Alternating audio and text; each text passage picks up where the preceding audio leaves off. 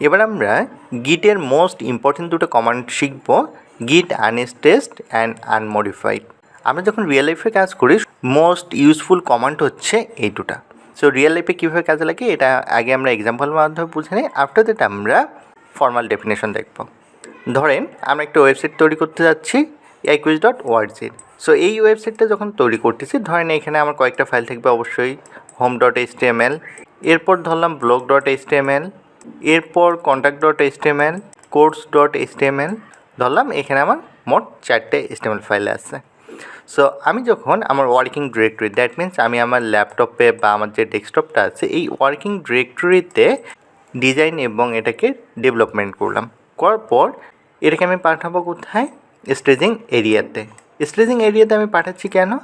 এই যে এখানে যে আমার ফাইলগুলো আছে বা আমার যে প্রজেক্টটা আছে এটাকে কমিট করার জন্য আমি স্টেজিং এরিয়াতে পাঠাচ্ছি।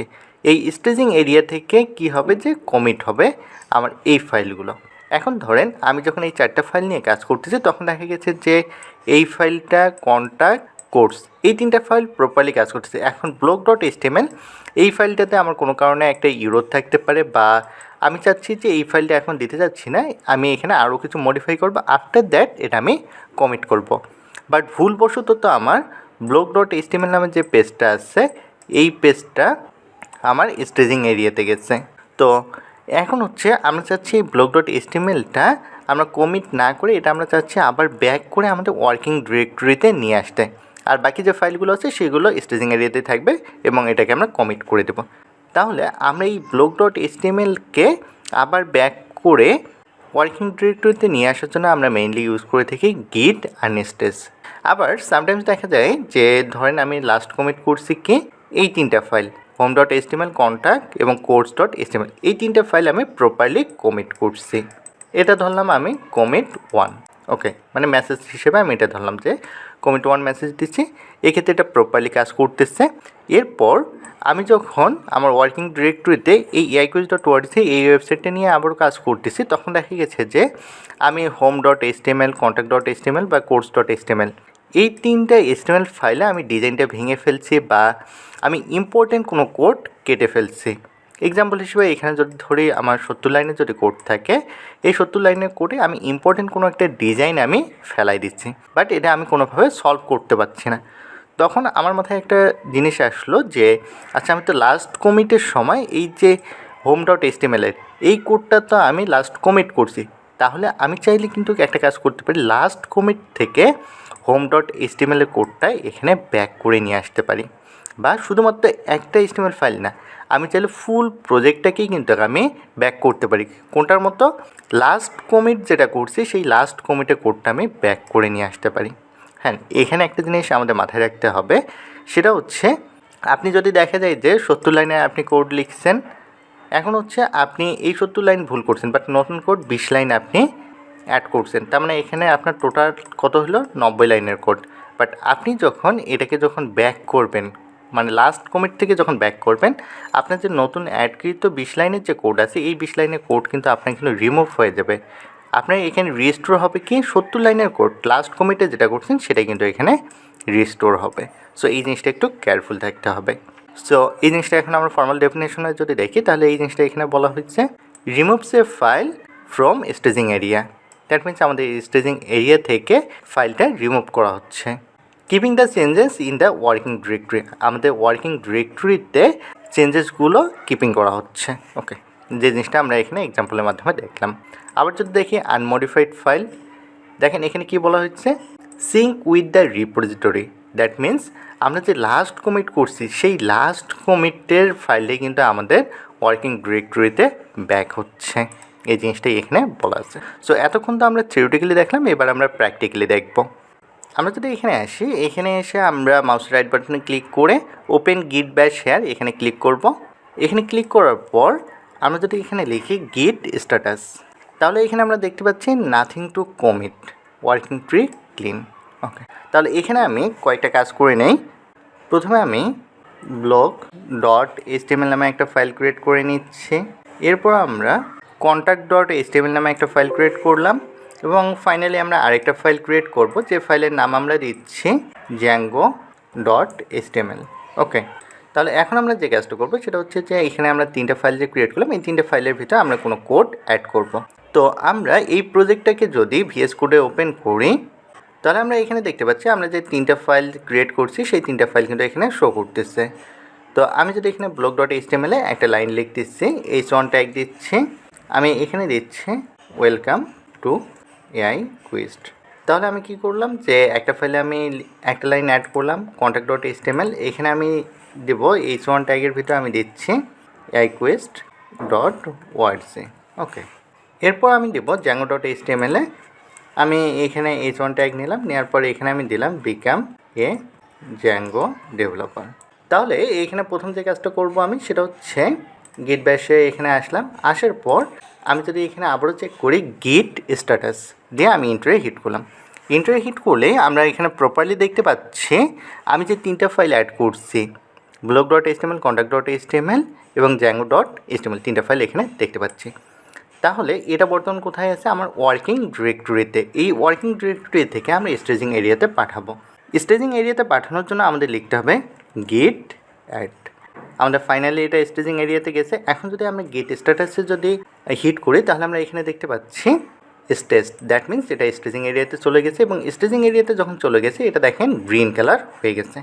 এখন আমি চাচ্ছি contact.html নামে যে পেজটা আছে এই পেজটা স্টেজিং এরিয়া থেকে আমার ওয়ার্কিং ডিরেক্টরিতে ব্যাক হোক। তাহলে এই ক্ষেত্রে আমরা কী কাজ করব? এক্ষেত্রে আমরা যে কমান্ডটা ইউজ করব, আপনি যদি কেয়ারফুলি উপরে যদি নোটিস করেন দেখেন এখানে সুন্দরভাবে লিখে দেওয়া আছে গিট restore --stage after that file. So আমরা যদি এই কমান্ডটা যদি কপি করে নেই, কপি করে এখানে জাস্ট আমরা পেস্ট করে দেব।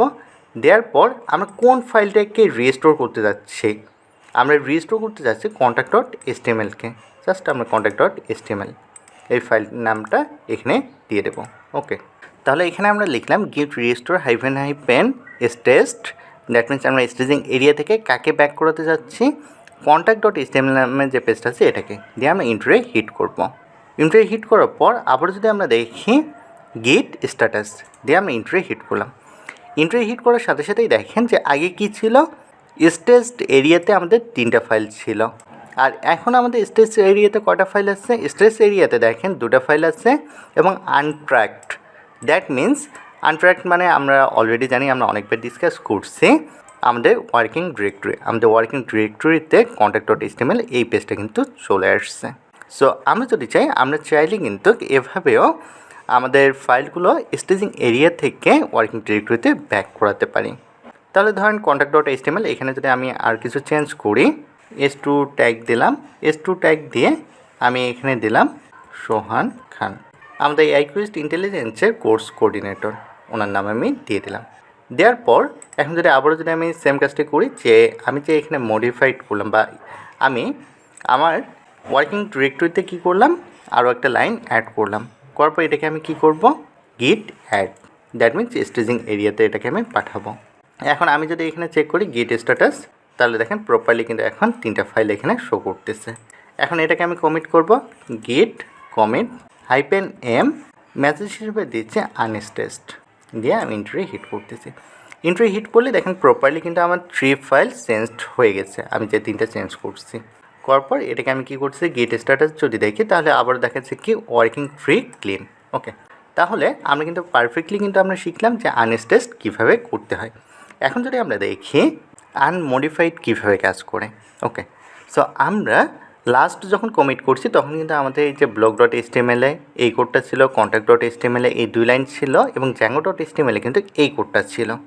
এখন হচ্ছে ধরেন এখানে আমি আরও কিছু কোড অ্যাড করলাম, s2 ট্যাগ দিলাম, s2 ট্যাগের ভিতরে আমি দিলাম মেশিন লার্নিং।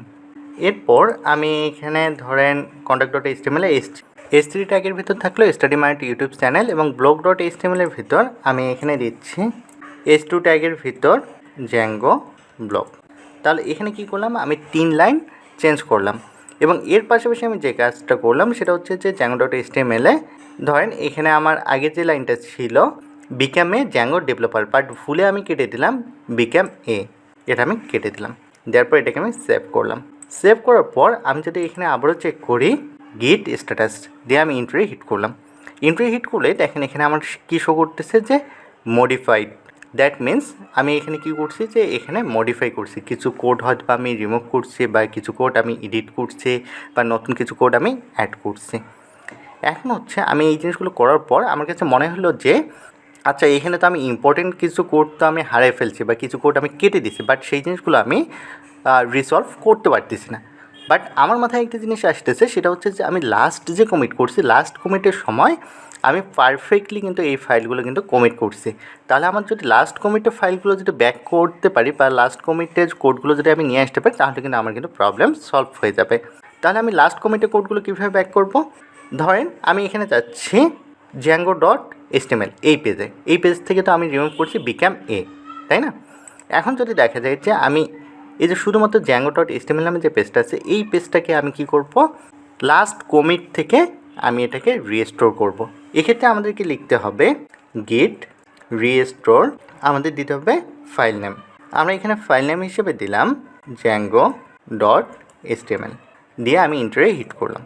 এখানে যদি আপনি কেয়ারফুলি নোটিস করেন তাহলে দেখেন এখানে যে S2 ট্যাগটা ছিল সেই S2 ট্যাগটা গায়েব হয়ে গেছে এবং আমি কেটে দিয়েছিলাম কি বিকাম এ।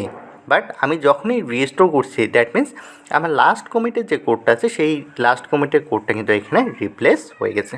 সো এখানে একটা জিনিস বরাবরই মাথায় রাখবেন যে আপনি লাস্ট কমিটের কোডটা যখন রিস্টোর করতেছেন তখন যে প্রবলেমটা হবে সেটা হচ্ছে যে আপনার যদি এখানে নতুন কোনো কোড অ্যাড থাকে সেই কোডটা কিন্তু রিমুভ হয়ে যাবে। ওকে, এখানে তো আমরা দেখলাম যে সিঙ্গেল ফাইল আমরা এখানে রিস্টোর করতে পারতেছি, বাট আমি যদি দেখা যায় যে ফুল প্রজেক্টকে আমি লাস্ট কমিটের মতো ক্লিন করতে যাচ্ছি, সামটাইমস দেখা যায় আমরা আমাদের ওয়ার্কিং ডিরেক্টরিতে প্রজেক্টে আমরা এমন কিছু ইরর করে ফেলি যেটা আমরা রিসলভ করতে পারি না, বা রিসলভ করতে পারলেও আমাদের অনেক সময় লেগে যায়। সো সেক্ষেত্রে আমরা চাই যে লাস্ট কমিটে যে আমাদের ফ্রেশ প্রজেক্ট আছে সেই ফ্রেশ প্রজেক্টে আমরা ব্যাক করতে।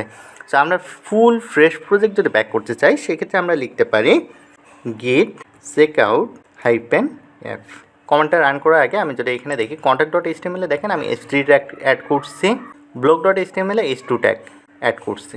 আমি যদি এখানে এন্ট্রি হিট করি, এন্ট্রি হিট করার সাথে সাথে এখানে দেখেন যে blog.html থেকে h2 ট্যাগটা আমার গায়েব হয়ে গেছে, মানে এটা রিমুভ হয়ে গেছে। আবার যদি এখানে আসি যে এখানে যে contact.html h3 ট্যাগ নিয়েছিলাম সেটাও কিন্তু আমার রিমুভ হয়ে গেছে। দ্যাট মিনস এখানে লাস্ট কমিটে আমার যেরকম কোড ছিল এক্স্যাক্টলি সেই কোডটাই কিন্তু এখানে চলে আসছে। সো আশা করি আজকের পর থেকে আপনাদের আনস্টেজিং এবং আনমডিফাইড ফাইল নিয়ে কোনো কনফিউশন থাকার কথা না। এরপর যদি কোনো প্রবলেম ফেস করেন সেক্ষেত্রে ভিডিও ডিসক্রিপশন বক্সে গ্রুপ লিঙ্ক দেওয়া থাকবে, সেখানে আপনি আপনার কনফিউশন জানালে ইনশাল্লাহ অ্যান্সার পেয়ে যাবেন।